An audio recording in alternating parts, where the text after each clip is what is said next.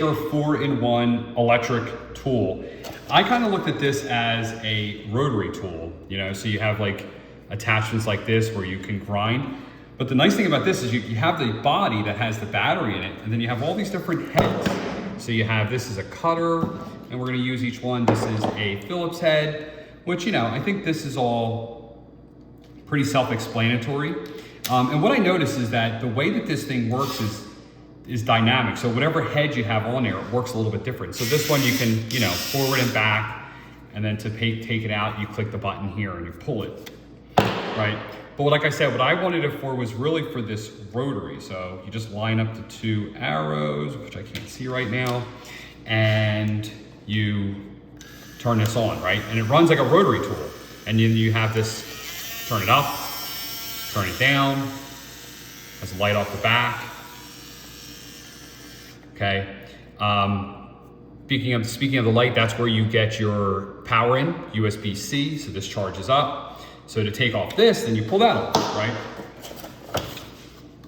We also have a cutting tool. This cutting tool is really neat. I've been seeing these all over the internet. I've never had one. So again, I can't see, but I line this up. And now I have a cutting tool for cardboard. So look at this. So like I said, everything works a little different depending on the head that's on it. So this one you have to kind of hold in for a little bit, then it turns on. Oh.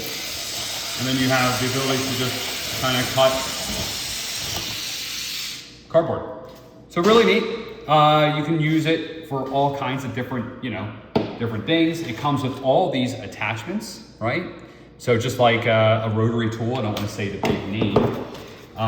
It also comes with these. It comes with an extra cutter. It comes with, of course, a charger. It comes with an additional Phillips head.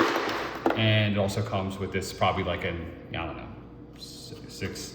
I'm not sure why they gave you that, but it's just another option. So really neat. I really like that it has all the different heads. Like I said, I'll primarily be using this as a rotary tool. So I'll just pull this apart in this configuration. I need to put a light up here so I can see. I'll be doing it probably like in this configuration. The weight is probably exactly what you would expect this to weigh. It doesn't weigh too much, doesn't weigh too little. To replace the blade or replace this, you just basically hit this little button here and unscrew it. So like toolless,